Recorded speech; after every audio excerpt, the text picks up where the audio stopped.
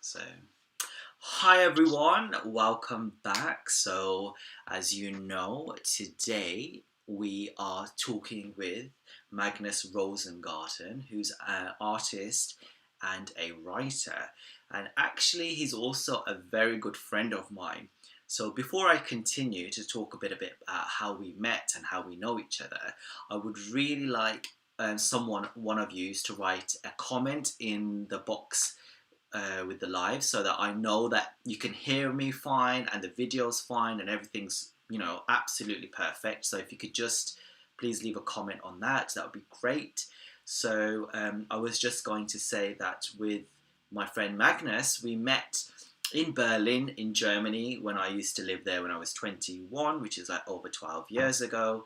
And I think we first met in a club. He will confirm that, but I think it was a really cool club called GMF, and it was on it's like a club that's in a high-story building. It's beautiful, and then after that, we kept bumping into each other, and since then, we've become really good friends, and we've had loads of conversations about topics such as race, mental health, and being gay.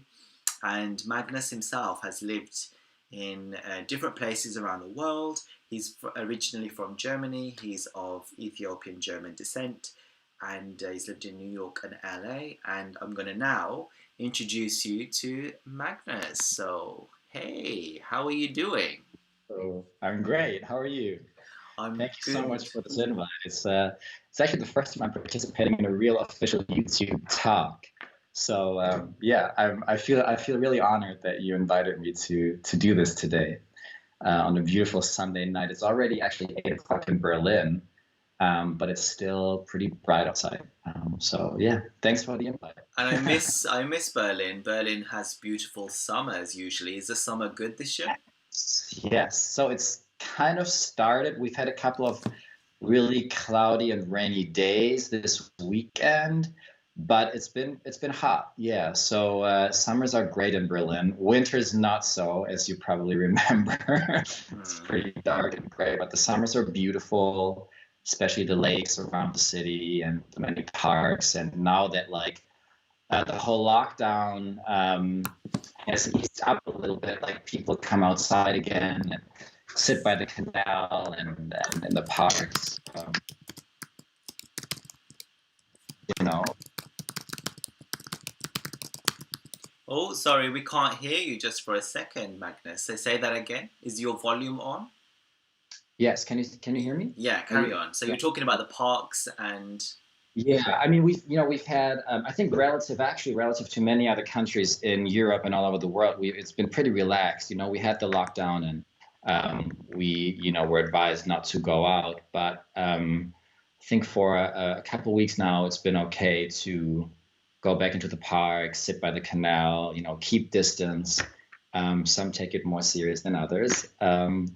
But yeah, it's been a pretty smooth intro into the summer. Yeah. okay. Before we continue, I'm going to ask you to move your camera slightly, or yourself slightly to your right. That's it. That's perfect. That's perfect. Okay. So we can We hit. can all see you. Yeah, we can see you. And Michael says that he can hear us loud and clear, so that's perfect. So, Perfect. so can you tell us a little bit how we met and how we, know each other, and a bit about yourself, your background? It's been 12 years. You were right. We met at DMF. I don't know if that party is still around. It's used to be a pretty popular party at a high-rise building with a beautiful rooftop and great view over Berlin. And we used to have a friend in common. Or we still have a friend in common, Jari. And then I remember I met you on the dance floor while with that beautiful view over Berlin. And I think from day one we had this great connection and always deep talks, about life and um, political stuff and what it means to be a person of color and gay. Um, so I just remember always, having really deep conversations with you and just feeling that instant connection. Like you meet someone and you just like immediately know before like starting to talk that there's a connection. And I feel like, I mean, ever since, it's been like whenever we see each other, we always have so much to talk about. So tell me a bit about your background, where you've been, who you are, so that people watching can get a little background onto Yeah. you. Yeah. As you said, I was born and raised in Germany. I'm of Ethiopian and German descent. And the past years, I've mostly lived in Berlin and the US, in New York and LA. I studied here in Berlin and then moved to the States to pursue my master's. And I've mainly worked in the arts. I'm an arts writer, and I also do film work. Um, and yeah, it's interesting. I think my work really always, my writing and my film work has always somehow dealt with like questions of identity, you know. Um, what does it mean to be a mixed race person? What does it mean to be a mixed race person and growing up in a predominantly white country, also being socialized in a white family? My mother is a white German woman, and I was raised by her. She was a single mom.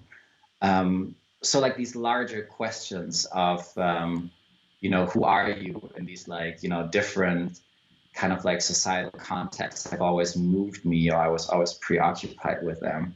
I feel, and then I've always tried to find the right medium, whether it be writing or film, to kind of like translate my work into them, if that makes sense. Yeah. So you went to university abroad, didn't you?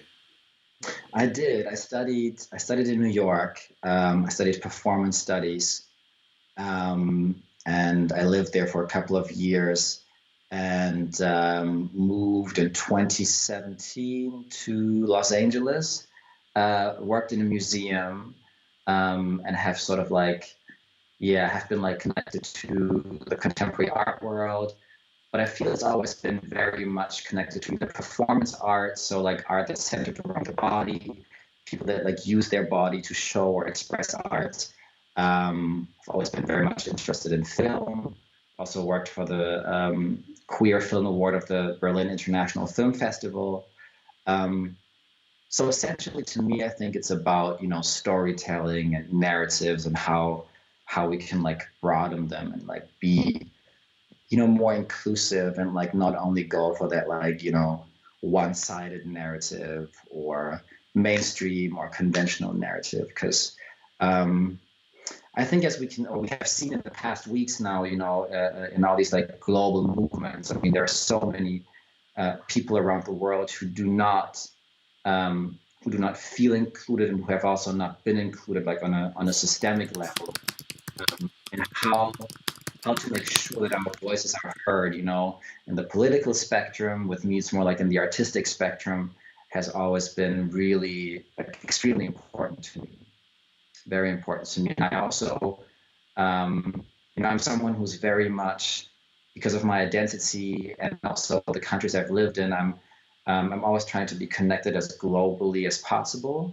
because I think that's really powerful. If we can build alliances all over the world and then find possibilities to share our works or like even collaborate and do works together, because it kind of like amplifies our voices, and I think we live in a time now where this is really, really important to make sure that our voices and our stories are heard and respected. So yeah, I feel this is really what I've been like involved with for the past decade, I guess.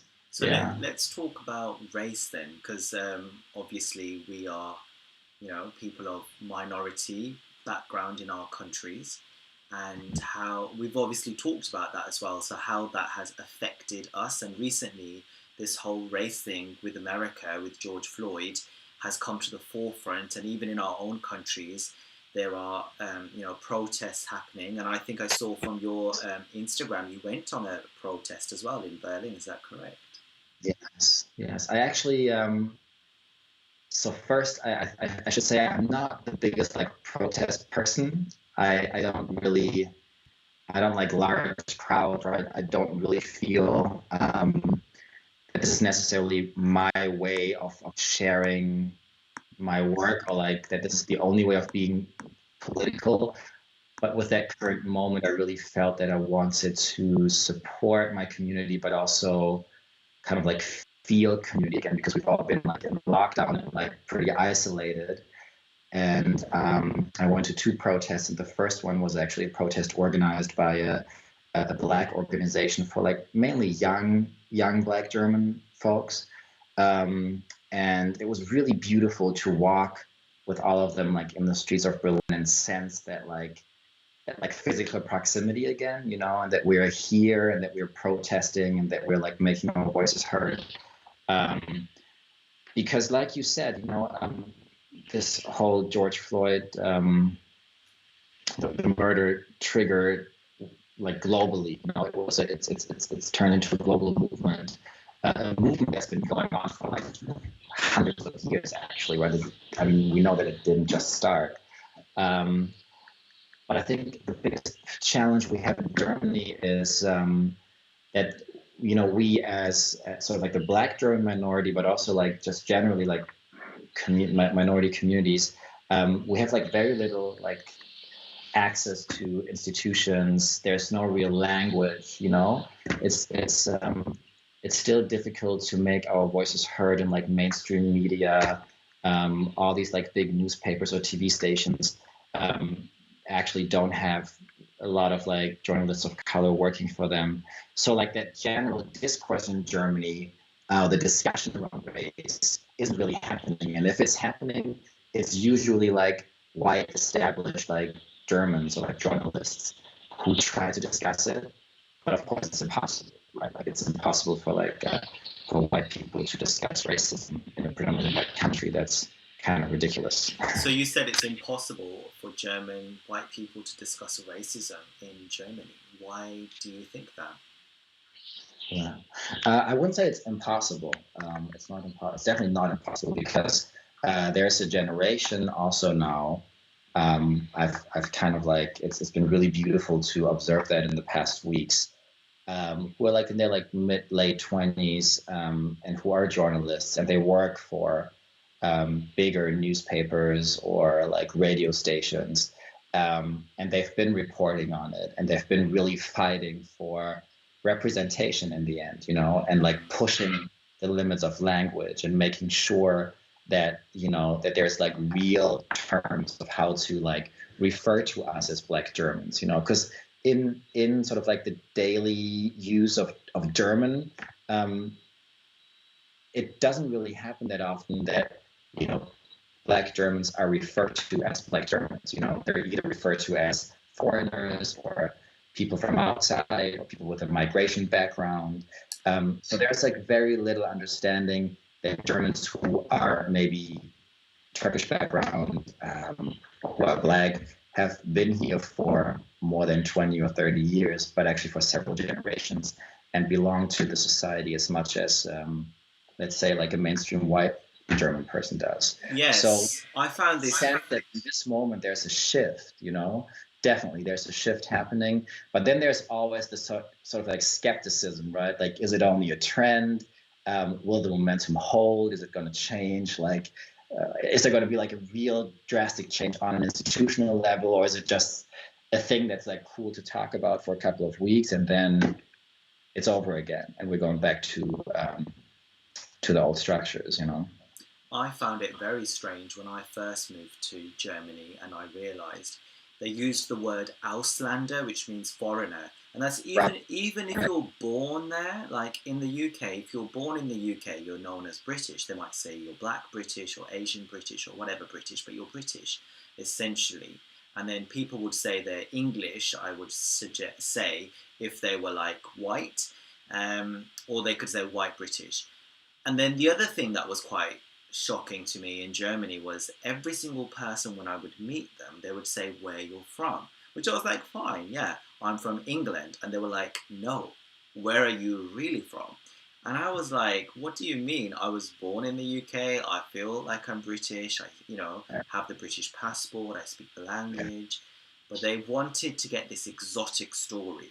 And everywhere where, we've discussed this as well many times, but everywhere where I would go, every person I'd meet, whether it was when I was looking for an apartment to live in, or whether it was when we were sitting in a bar, it would always be, so tell me about India, tell me about this, tell me about that. and they almost wanted a snake charmer desert story of how the Indian kid came to the West. And I even had it comes to my mind sometimes, and I wish I had kind of even reported it, but almost like a molestation experience with one of the doctors, I felt, regards to that. And I felt like, compared to the UK, I found Germany to be very behind in its race related issues, which I found quite surprising considering Germany has done so much work to pay back the Jews and to make amends in that front, whereas I've always found the British to say we're not racist and to avoid their horrific past, even to acknowledge it exists in the history at school. So well, you're right. I mean, in terms of the Holocaust and the genocide toward Jewish people, and actually, that's also something a lot of people do not know. It was not only Jewish people who were killed in concentration camps; it was also disabled people, it was queer people, Black people as well. You know, so it was really people. really minorities. You know, Sinti and Roma who were killed. But of course, predominantly Jewish people, and their reparations have been paid and are still being paid. But I think that's exactly what you were just saying. There's this huge contradiction. I think because Germany has, like, to a certain extent, like on an intellectual level, dealt with that really horrific past, this kind of like collective subconscious things that they're done with it, like it's over and they've dealt with race and racism and it doesn't exist anymore because we have sort of like done this also predominantly intellectual work. There hasn't been much emotional work done, I mean, because that stuff does something to populations and people, and it also does something to families over generations, right? But I think this is exactly the problem, because they think that this whole racism is over. They live under this illusion, or a lot of like white Germans live under this illusion that race doesn't exist anymore, while at the same time, by asking all these questions you were just mentioning, they kind of reveal that it still does, because once they see someone that doesn't look like them, they ask, for example, or they've asked me since I was born, basically, or since I, whenever you enter kindergarten and all these like institutions, like, where are you from? Where are you from? And that implies that, because of my phenotype, I can't be from here, and that then says you can only people with a certain kind of phenotype can be German. And that is racist in the end, and it is racist because if only white Germans can be German, then you use that kind of like arbitrary whatever factor, skin color or features to determine who belongs and who doesn't belong, And I think white Germans have to work on that still. They have to work on this illusion that it is only a certain phenotype, a certain like person that presents this or that way that can be from that from Germany in that case, So but there's a lot of communities, people of color communities that have been doing and are still doing that work, but like it is with like struggles and kind of like freedom fights in the end, that the mainstream society is very much also resisting it, because they, to a certain extent, don't want to deal with that question. It's a very painful question in the German context because of the history. And it always means, like, dealing with racism always means you have to face yourself and you have to face your own sort of like stereotypical thinking and other belief systems. So someone called AshGreen33 said, "Hello, I always get that question, where are you from? I know they usually don't mean harm, but it's very frustrating." So I'm just going to ask Ash, where do you live? Do you live in Germany as well? Like, where's this question coming from? And what I wanted to do was just go into your childhood, actually. So basically, like a therapy session, but no, just to give a little bit of background. So basically, you were brought up by your white German mother, and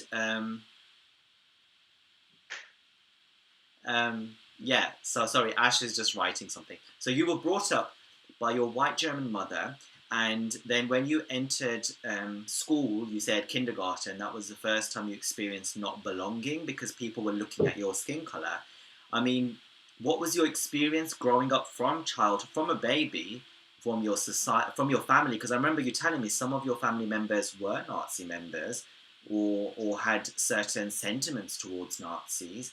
So how was that, your childhood, and then as you grew up until now, like being your, the color that you are? Mm, mm. I think, yeah, entering kindergarten, like just all these institutes, like I think once you enter, institutions like educational institutions, you realize how a country functions, right, or how a country works, and how they want to like raise their children to become adults, basically. And I think it became very obvious, once once I entered kindergarten, that sort of like people who were mixed race, like me, for example, were not considered to really belong, and through um, these questions, I mean, once you literally hear them from day one, throughout your entire childhood, it does something to your psyche, because it like on a daily basis tells you you do not belong here, you know. But then in my case, I also have a white German family, so of course, I mean, I belong there like every other child too, no matter what their parent, where their parents came from. Um, so I think only over the years and like my kind of education and everything, I understood that it is really a problem of mainstream society than mine in the end, Mm. And now with the next generation is growing up and the numbers really rising. I mean, by now, I think it's at least 25 or 30% of Germans who have that so-called migration background. That's how they literally call it, which is also a very problematic term because these kids do not have a migration background. Their parents and probably even sometimes the parents of their parents, their great-grandparents, were already born in Germany. So these people are German. Um, but it also shows that it takes time, I think, and it takes a lot of work, like activist work. Um, it needs a different kind of journalism too, I feel, because this is, journalism is such a powerful platform, and we have a very complex like media landscape in Germany. And I feel that still, even the like rather progressive, I mean, there's a couple of newspapers that are really progressive and they're also working on their language and they're hiring also journalists of color or black journalists um, to make sure that these structures are changing too. We have a really beautiful black German feminist, Natasha Kelly is her name, and she's been like especially in the past few weeks, she's been on a lot of like talk shows, and she's just always stressing. I mean, it's the conversation we're having right now is very important to where I talk about my personal experience, and that's also part of like making sure that things are changing. But the most important thing for like really like lasting change is like that institutional and structural change, right? That like these institutions like schools or governments in the end, so, that they make sure that they work on their own sort of like internalized racism and open up positions and structures for young and talented people of color and black people, because if we don't change that, there'll be no systemic like structural change, and I think that's really what's needed most at this point. I mean, that's an interesting point that you bring about, and it's whether the countries accept it exists. In the UK, I've always felt like in history lessons at school and just generally, there is a lack of recognition that, horrific crimes were committed during colonization, that they're still continuing on today, that systemic racism exists, prejudice exists, and then, I work in the equality diversity field, so then you've also got when they're making these changes, government or policy or companies to bring in more minorities, more women, etc., then you have like the white, straight, heterosexual, middle class male who feels threatened and therefore thinks that their country is being taken over, their positions, their places. and that they're being singled out, and it's discrimination towards them. So that's a very, very challenging thing to kind of work alongside, and it almost seems like there's like barriers like fighting one another, and they become like a conflict as opposed to working. And then I also think that, you know what, there is it is it a white thing or is it a human thing? And in my opinion, correct me if I'm wrong with what you think, but I think that even if when I go to India, I notice there's so much discrimination. You've got the different caste systems, and the people on the lowest caste, they are discriminated, they are killed, they are prevented from going to certain temples, or drinking from certain fountains, and crimes against Muslims, crimes against Sikhs, crimes against all sorts of minorities in India is actually, huge. And so there's nowhere, I think, in the world where there is peace and harmony and, love. And is it to do with, we discussed this earlier, but is it to do with race, or is it to do with inequality and the desire for the one who's in power to stay there, and by staying there, creating structures and systems and theories to keep other people below them? What do you think? Complicated question, yeah. But I think you're right. In general, it is always about inequality and the hunger for power, right? But it's played out differently depending on the geographical context. And I think that's also why it is so dangerous to say, it's not a race thing, it's just a human thing. Because if you want to keep it on that very general level, yes, it might be. But like I said, it plays out very differently depending on where you are, Yeah. We are now, both of us are like located in Europe, like you're in the, you guys just left the, but you're like, technically we're like on the continent. Well, we're in the continent, so yeah, that's why. Right, we're like exactly on the continent. And so Britain and then Germany, and each country has a very specific history, right? And my country, Germany, has a very, very specific history of white supremacy, of literally believing that people with that specific phenotype are superior. That was like 80 years ago was the law in this country where I am right now. So you always have to take that into consideration, I think, when you study the current moment. And so when I speak as Magnus, who is from Germany, I'm dealing with a lot of like white people or white Germans who have, yes, I guess to a certain extent dealt with that history, but then they haven't necessarily dealt with their own whiteness in the German context, and the belief that you have to look a certain way to be from Germany. So I think it's always very important to look at it from each particular point of view, because otherwise you generalize. Yeah, and there's a general answer to it, And then with the UK, of course, Germany. That's another discussion that started in the recent years. Also was pretty heavily actually involved in colonialism. But it's something that was completely erased from history books and from the collective consciousness, because then there were other European powers like the UK or Portugal and Spain, to a certain extent France, who over a longer period, an extensive period of time, were involved, with colonialism and then also like in the 20th century had like larger like migration movements, towards Europe.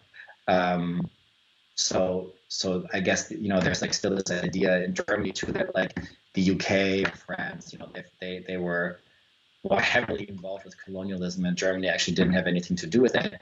Where, as a matter of fact, the concentration camps that were used during World War II against the Jews, predominantly against other minorities, were actually tested in what's today Namibia during the colonial period, where Germany was also involved.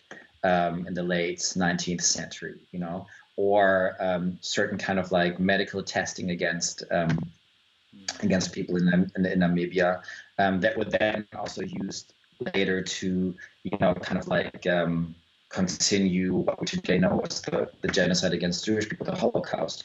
So there are all these correlations, which sounds a little difficult to understand, but But like history teaches you a lot of things. That's what I learned. You know what I mean? And I think it's very important to deal with it because there, you know, I just mentioned this beautiful Black German feminist scholar Natasha Kelly, who was actually saying, because she often hears then, you know, when these discussions about racism come up, you know, there's always this argument by also a lot of white Germans, but there have never been a lot of like Black people in Germany, where we can now say, or we can actually prove that over the last, you know, decades and even centuries, whenever there were Black people living in Germany from the colonial period onwards, they have always been systematically deported, you know, because those governmental structures thought they do not belong here, you know, they cannot belong here, they're not from here, we have to deport them. So it's actually not true that Black people never lived in Germany, but they were oftentimes systematically deported, you know. So it's a lot of like work, consciousness work in the end. And I think your response is absolutely wonderful. It's almost like if you have cancer in the body, we can make a generic statement and say, oh, the body's not well or the body's not functioning correctly, and then just leave it at that. But no, doctors, obviously, surgeons have to go to the point of the cancer, whether it's in the stomach or in the bowels or in the liver or wherever the cancer is, and take it out. So in each country, like you say, has their own cancer. And in that sense, we have to state it, you know, we have to actually, first of all, be comfortable to say it exists. So in the UK, I don't think people are comfortable to say, I don't think white people in the UK and some minorities are not comfortable to say racism exists here. So we have various, even minority people, Black and Asian, who are in parliament and government, who seem to think that it's just an idea or it doesn't exist or it's not as bad as it used to be. And I think that's dangerous. And, you know, in India, for example, they have to deal with their own caste system, their own colorism, their own, issues against other people of minorities. And that's how they have to fight their fight. So I understand. And it's a movement to help society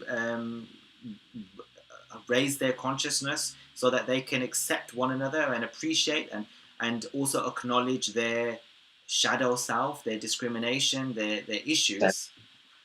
Exactly. I think I love that like cancer analogy because it really highlights the important point. You know, it's if you and I consider racism to be a very terrible, terrible disease.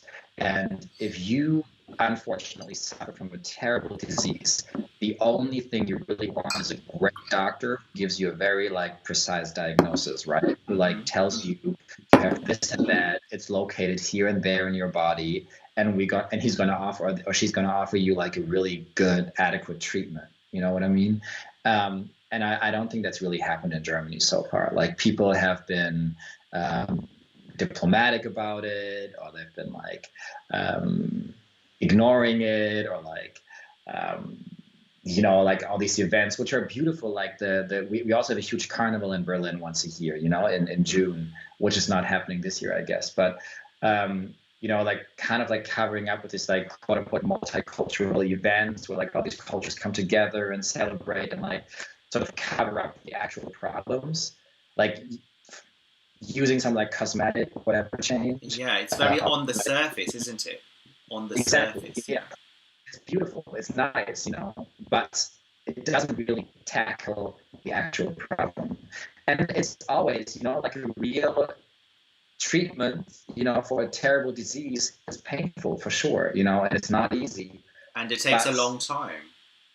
It takes time, and there's setbacks, you know, sometimes you don't know what's going to happen, you know. I mean, it's a lot of like unknown stuff.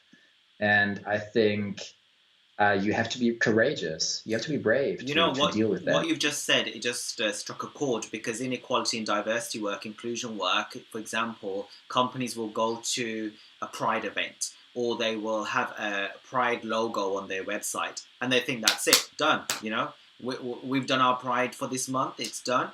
Or they might have one or two speakers to come up, but that's not where it ends. It's like, look at your board level, look at your senior management, look at their positions. How much percentage of those people have you got in your conferences, in your business? You know, in the high positions. The work is more than just that on the surface, ticking a box. You know, and I think a lot of people at the moment is just a tick box.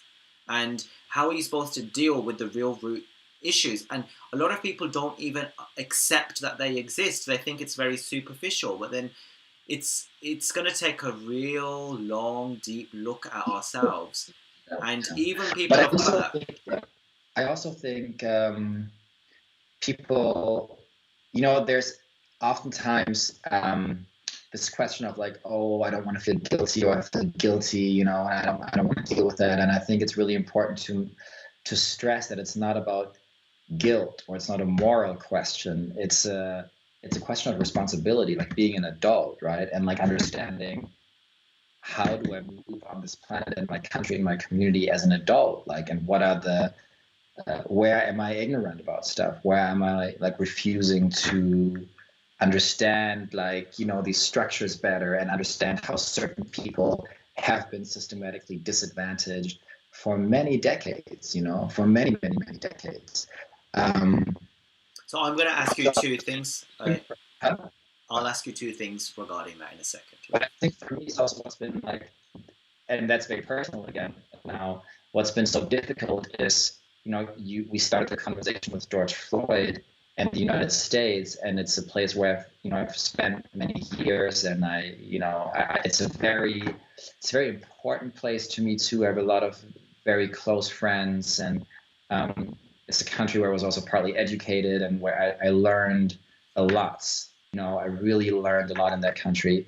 And the crazy thing is that they're like light years ahead compared to Germany, actually, but then Germany is always kind of like trying to, and that's like this whole confusion, or that it's just super confusing, because they see, the media in Germany sees, oh, this is happening in the US, and then they're like pointing their fingers to the US, and they're like, oh, look, they have all these problems with racism. But at the same time, they completely ignore what's happening in Germany, in our country, and actually do not understand that we are light years behind, because the structures are so rigid here in my home country, that it's going to take more time. It's going to take more years, and people to invest their time and energy into it. And it's difficult sometimes, because you were, like you were saying, you were talking about all these different places on this planet, but like, I think it's important to understand that also different places have different conditions, and they have different histories, and that timing is not always the same. Timing is very different depending on where you are, and that can be very confusing sometimes. Yeah. So very interesting regarding timing, which I will just add a point to, and then I want to ask you three things which I've just jotted down. So with timing, I think some countries, some developing countries, are still just dealing with, the surface level issues, like how to feed yourself tonight, and how to, send your kids to school. Like, that's the level that they're at, the very survival level. And I guess with the developed countries, we are kind of comfortable enough to be able to go deeper. We have more safety nets, I guess, in order to be able to face things that are even more hidden underneath that. So three things I wanted to ask you was, the first thing was, when I lived in Germany, I got a sense that the younger German generation was sick and tired of talking about the Holocaust and the discrimination and World War II. And some of them felt that it had been shoved down their throat so many times in history, and it was something not related to them because it was an ancestral thing. And they're not part of it because they weren't alive then. So how would you relate that to race now, and people saying, I never colonized anyone, it was my grandfathers or great grandfathers, and it's nothing to do with me? Yeah, that's of course not true, right? That's not true, because you are still profiting from a system that it's also, that's a very general statement now, to assume that every white person's grandfather was like a colonizer. Because I guess you also have to be of a certain social class to come from that kind of family. But still, white Germans, the majority of white Germans, of course, still profits from these structures that were put into place, decades ago, centuries ago. So it's, again, the question of responsibility, and like, how responsible do I choose to be to deal with my history? And history is something that is transgenerational. That's why, families and people make sure that their children are doing well, and like that their children's children will do well as well. Like it's like people think over generations, and white people have done that too, and these structures that have been installed were made for them predominantly. Talking about Germany now, also the United States, and I guess also Britain. But so this is really important to, I think, it's like this consciousness work that needs to be done, and this sort of like, how mature am I to be able to face the history of my country and all these structures that were installed and like put into place in order for certain people to profit from it, and kind of like reap the fruits or whatever. It's, I'm not saying, I think it's also, I'm not saying that like every white person is the same. There's also classism within white communities and everything, like it's not that like all white people in Germany always had access to the best education. But you have to understand that like Black people, for example, or people of color were oftentimes completely systematically left out, because they were not regarded as being human. But that requires consciousness work. You have to educate yourself.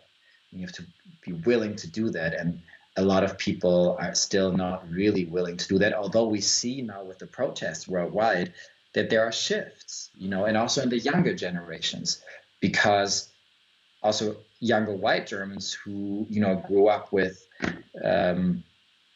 other people of color or Black Germans, for example, see that their friends are being systemically disenfranchised or like excluded. So there is a certain kind of allyship, I feel, that's different from all the generations.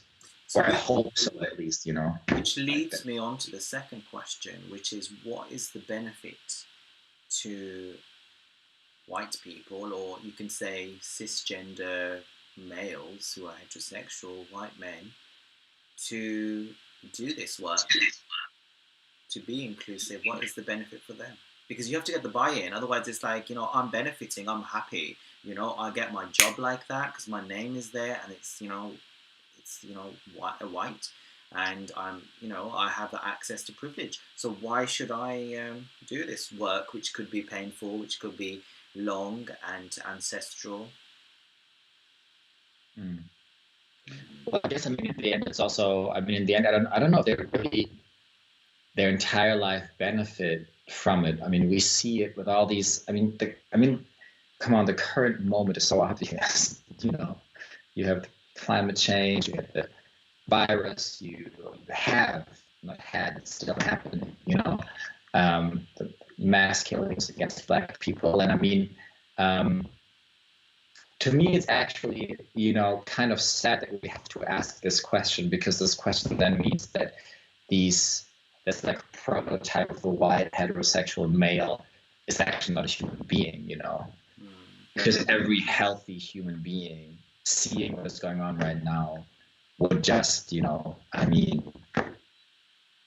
But unfortunately, there's not many healthy people in the world, I think. Mentally, a lot of people are ill. That might be the case. I don't know. I just think that this whole question of like, if you, in order for yourself, to be that successful white male heterosexual, like let's put it in, keep it in those general terms. If you really need to oppress and exploit constantly in order for yourself to feel good, then you have a really real problem. You do have a real problem, because you display a very sick form of being human. I was just going to say, if you could move yourself again a little bit to your right. For some reason, we're having a little audio. It's okay, but there's a slight audio thing, which is fine, but if it was better, it would have been great. But what I was going to say, in diversity and inclusion work, there's always the topic of how to get the buy-in of the straight, white, middle-class man, who is the privileged one in these countries. And according to loads of reports, scientific reports and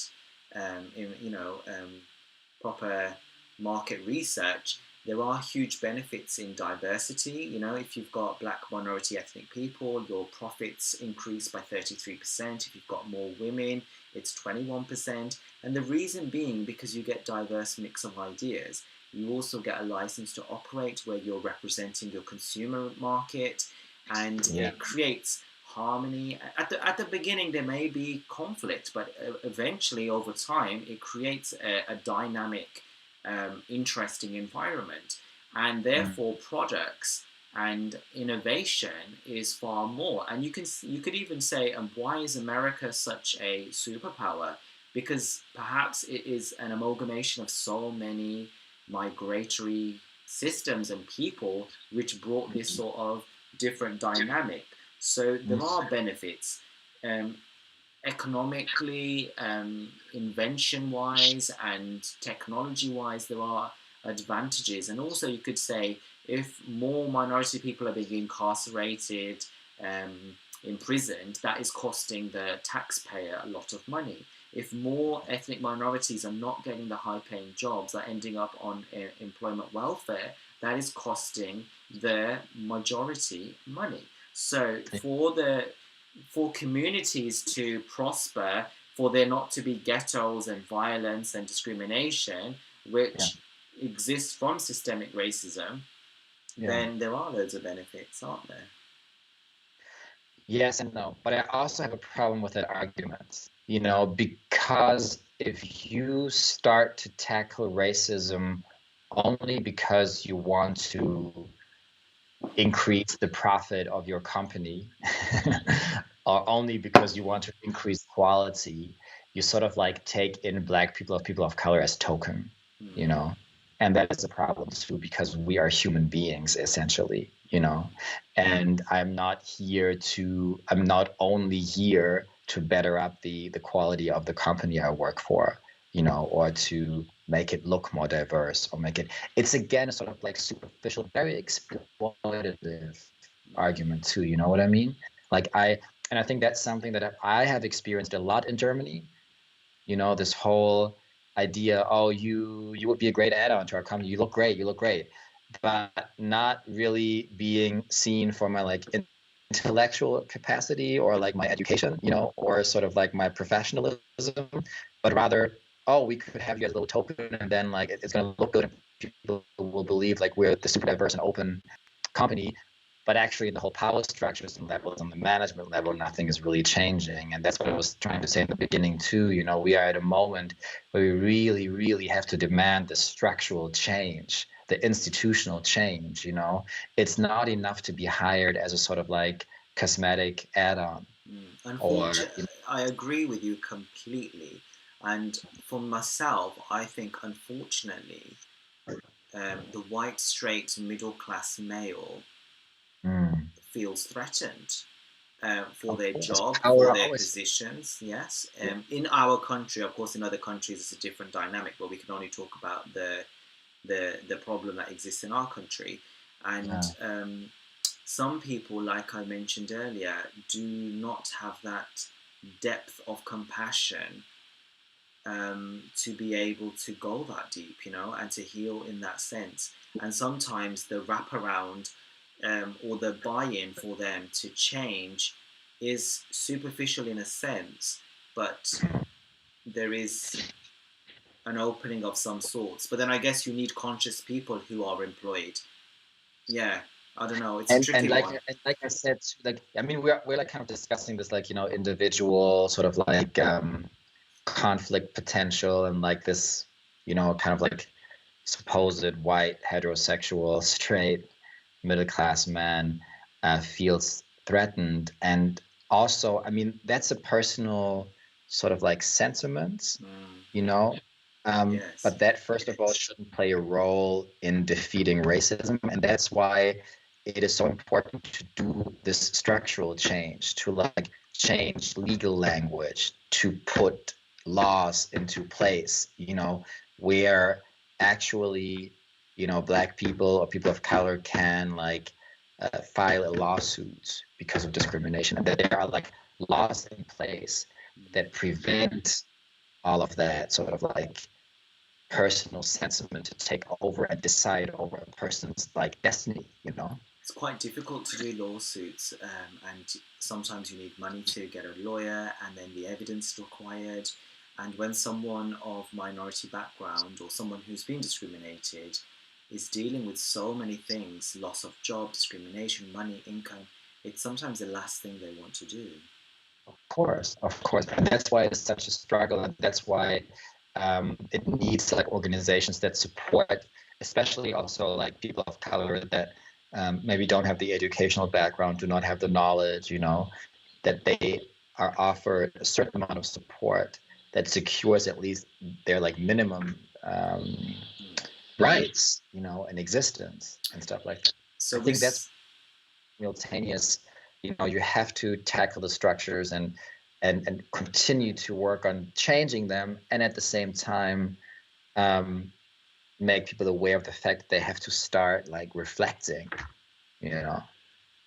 So we had Michael earlier. He said when he came from Ireland and when he moved to the UK, there were signs outside, buildings and whatever, and the signs used to read "No dogs, no blacks, no Irish." And he said it for him. It comes from the 1640s when Oliver Cromwell. He said that in Ireland there was all sorts of discrimination towards Gypsy, travelling Roma communities, and in the UK as well, and it comes from like the 1600s. So what I wanted to move on to was mental health. So how these things can affect people mentally. So we all have mental health, whether it's good or bad. It fluctuates. So how has it affected yourself, for example? Mm-hmm. Yeah, that's why I'm also a big supporter of like moving the discussion away from that like supposed enemy of the white heterosexual, you Yeah. know, middle class, and really like move the focus towards us and how, like you said earlier, you know, there's still so many people of color, Black people experiencing racism on an everyday basis, you know. And I mean, I think the reason why I, you know, actually went for my education and I've left Germany and lived in the US and faced many challenges as well doing it, but why I always sort of like collected my strength and then just went for it was because I had great teachers over the course of my life in university and outside who really empowered me and my sense of self and instilled a certain kind of confidence and pride into me that then gave me the strength to move on. And that's something that I learned is so important. You have to be with people who sometimes know more than you or who have different tools and skills, and then they teach you those, you know, and they make you understand the society you live in better on a deeper level. And they then essentially make you understand that this has nothing to do with who you are, but that's a process. It always sounds so easy, but to me, and it's an ongoing process, you know, but it really, I think, and we hear this a lot, I think, but that's really what it like boils down to. It's understanding that these projections you experience as a person of color or Black person have nothing to do with you. It's like internalized narratives and stories and prejudice these people have, and this happens because they don't know who they are. They don't know where they come from, and they don't know their history. So you have to be a little smarter than they are, you know? And that's difficult sometimes because if you grow up in a system that doesn't teach you that, you might have to deal with a lot of internalized self-hate and sort of like hindering you to build a healthy relationship with yourself, which is I think for every human being it's an ongoing task. But for us, it's even more important because otherwise that system can literally kill you. We've seen that, and it's not an exaggeration. It literally kills you, you know? So mental health is like top priority for me. And how do you make sure your mental health is kept positive? I I try, you know, to have that really healthy balance of like mind, body, and soul with exercise and being surrounded by good people, making sure that I don't take in. Also, with the recent protests and the killing of George Floyd, there was so much like visual image like circulating right on social media, on the news, and I really from day one I completely refused to take anything to take it in. I didn't watch the entire video because I know how traumatizing that is and how Yeah. like into your subconscious immediately, and then it starts to uh, influence you. Um, and I think that's really the most important thing, that you watch your surroundings, your environment, who you spend time with, um, and then invest time in yourself and in your history, and in getting to know yourself better. But I don't have a perfect recipe, to be honest. However, Yeah. self exploration is, like you said, spending time with yourself and with people who love you. That's self care, self love, self exploration, self education. So important. Like you said, oftentimes in our countries we live in, things are, erased or not informed, and that can relate to self hatred, self shame, self esteem issues, which we've both gone through actually. And to build that self, I remember like on apps and sites for dating, it was always no Asians, no blacks, no this and no that, and being turned away. And there is that need, to raise yourself so that you actually nourish yourself and love yourself on a platform.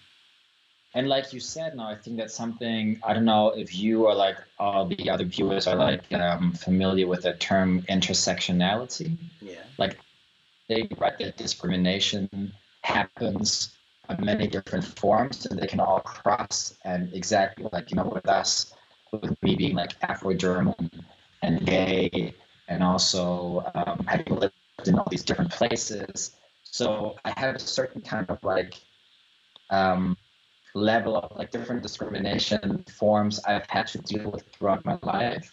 And because I educate myself, and because I've also lived abroad, to see how other people and cultures deal with it, I've been like in the past years really like building that like healthy self, which I think helps me just to be to myself, because that is so necessary in order for me to go out into the world and relate to the rest. Yeah. Um, if I hadn't had those teachers and then access to the knowledge and the time, it would have been very difficult. And that's why I'm going back to structures again and again and again. We need to build these structures so people have facilities or institutions or places that they can go to and experience themselves, you know? So let's talk about being gay then. That's the final topic, about being gay with all these things going on. So how does that affect you with these intersectionalities? So you're Afro-German, you live in this society, you've all got mental health issues that come up sometimes, and then you're gay. So how did that work? How did that play out for you? How was the gay scene to you? Yeah.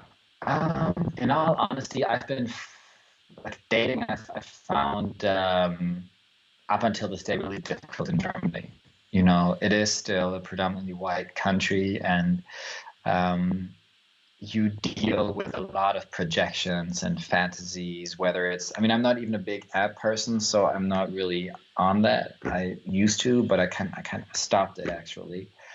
Um, but still, like if you're out or I don't know, go to bars or like you maybe also saunas once in a while, there is that gaze, that like white German gaze, that look that tries to like box you in and understand you immediately. Where I know now that this is not who I am. It's a version they sort of like fantasize about. So I have always I can protect myself from that. Um, so I'm not really interested in this like mainstream gay world. Like it's never really interested me. So I have my like circle of friends here, mostly like people of color and black people. And then I feel like queer or gay life, I also experience a lot either in the US or like in the UK, like you were actually the last person I saw before the big lockdown because I was visiting London, and then yeah, so I kind of like try to move. I would never just limit it to Germany, you know? It's always like being as open as possible, because that wouldn't be healthy for me, I think. I think it's very. But like you said, like being gay and especially sexuality, you know, because sexuality is so closely linked to your body and to, you know, so like finding people who like your body and whose bodies you like it is all about the body, you know, sexuality, or a lot about the body. And I remember the first years when we met, you know, in our early 20s, it's a very challenging period for me because I didn't know. I had a hard time relating to the community, the quote unquote gay community, because I always felt like they just there's like this disconnect. Like we can't translate to each other. People, I have an image of myself and they have theirs, or they have the way they see me, and it was just clash all the time. So that also led me to leave and, you know, like live other places and like find different ways of feeling myself in the end, you know, like getting to know who I am. And so that's why for me this like diasporic or like global perspective is how I move, you know. It's interesting when you said about other people's projections on us, and then I also like to say our projections on others too. And I know that I'm not perfect, and I know that I've had internalized biases and discrimination in my own mind, you know. So I've been working on, you know, stuff to do with femininity and masculinity, and growing up, you know, being gay, I felt like I had to be masculine. So then I had an issue with guys who were more feminine, or maybe I didn't understand trans issues. And then, you know, I maybe fantasized about white skin and my projection of reducing someone to the physical.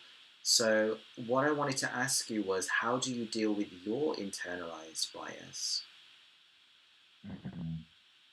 Because no one's free from it. No, no. I mean, especially this whole like fetishization of like masculinity in the gay scene and what it means to be a man, I guess. And I think there's a lot of like all across race or whatever, like the queer male or gay male, cis male community, and I guess also to a certain extent the trans male communities. There's also a certain obsession with masculinity, from what I've observed or the people I know, or can be, not always. And it's like I think I try to question it all the time, and I try to be as open as possible. But also going back to mental health, you know, because we are also dealing with so many different discrimination forms, you know, like race, gender, sexual orientation, class. We didn't even talk about class yet. You know, you also have to just have to have time to relax. You can't always, you know, always think about all of that stuff, because then I would just go crazy, I think. So I'm a very self-critical person. And whenever I feel that I'm like perceiving things that are like not right, or like caging a person into a certain category, I acknowledge it, and I don't act on it, you know. But I think I also try not to police myself too much, because then I remember a period in my life when I was really I was just working like that, like always looking, you know, for discrimination and how I could, you know, change it, and then like really self-policing myself a lot, and it just that then really like has a really negative impact on your mental health. You know, if you always just tense and you can't enjoy life and you always judge and try to understand, so you have to find that balance. Yeah. We have to find balance, you know. Definitely. And also, like, some people I don't think they look at themselves, because I think throughout this live I've mentioned, you know, the white middle class cis male, heterosexual male, and I think that that's just one aspect, and we also have to look at ourselves. Every single person, you know, every single person has bias, discrimination, racism, bodyism, casteism, classism, whatever it is. There's so many things, you know. And at the end of the day, all we want is a acknowledgement that, you know, we are all one race, and we're all one consciousness, and we are all gonna work together and get to the goal, you know, and be happy and just one love, you know. That's the ultimate goal, and it may take many, many years, thousands of years perhaps. I mean, human history has shown we're only just starting to almost come out of the battlefield. We're still in the battlefield of that's mine, that's yours, this is that. So I think we're still at the early stages. How do you try to keep that balance? Like how do you make sure that you are watching your mental health and like not like losing your balance? So luckily, I'm not an overthinker. I have gone through stages of overthinking when I had mental health issues really bad, and I realized that the more you think about a situation, you don't necessarily get a solution. It just digs you into a pit. So what I tend to do is I work on centering myself, so exercise, meditation, and positive. I surround myself with a lot of positivity, affirmations, and I've worked on my mental health a lot over the years, that to clear away things, and that's helped, especially being around people like yourself, and then watching and listening and being present and being a role model for LGBT people and meeting trans people, and then understanding through my training of what I've done for mental health. I always look at myself like, is there any of that in me? And then I try to like heal that. So it is just a process, you know. Whatever we dislike in others, we have to think: do I sometimes do that? Do I sometimes say things in an abrupt way, or am I sometimes inconsiderate? Which of course I am. So seeing myself in the other, compassion. It's a process, and realizing we're not perfect. I got to that stage where I've just, you know, I'm not perfect. So, Of course. so I wanted to say thank you for taking your time out. I feel like we could have had so many conversations. I know. This is just the beginning. I'm like, this is already over an hour, and I feel like we just, you know, Talked about sort race. of crushed the surface. Like it's, yeah. Could like more things. We already talked about a lot of things, and what is really important for me to like to repeat, I think, is that, you know, yes, we are in this global crisis for sure, and it's beautiful to see so many people taking on the streets and making sure that their voices are heard. And I think we have to find, or like, I can't speak for everyone, but I realized for myself that I want to find a way where I can participate on a global level, because that's also how I've lived in the past years, and that's where friends move to. Like it's this really global network I'm a part of. But then there's also these very specific things in our immediate communities and environments and cities and neighborhoods and sometimes even families. And I'm still trying to figure out how to bridge that gap, you know, how to because it sometimes is a mega huge gap, and it seems impossible, but that's kind of my project. Make the impossible. All the best luck to you on that project. Yeah, to you too. Thank you for the invitation, Manny. I really Thank loved it. you for being on here. I'm sure we'll have to have more because, you know, Yes. Yes. the gay life, that's just a whole, that's an essay in itself. And then That's true, exactly. That we would have to like reserve a couple other hours just for that. Just for that. Yeah, definitely. All right, Definitely. take care. Thank you very much, and thank you for those who you know, watched us today. And Thank you so much. Yeah, thank you. take care. Bye. Ciao. Ciao, ciao.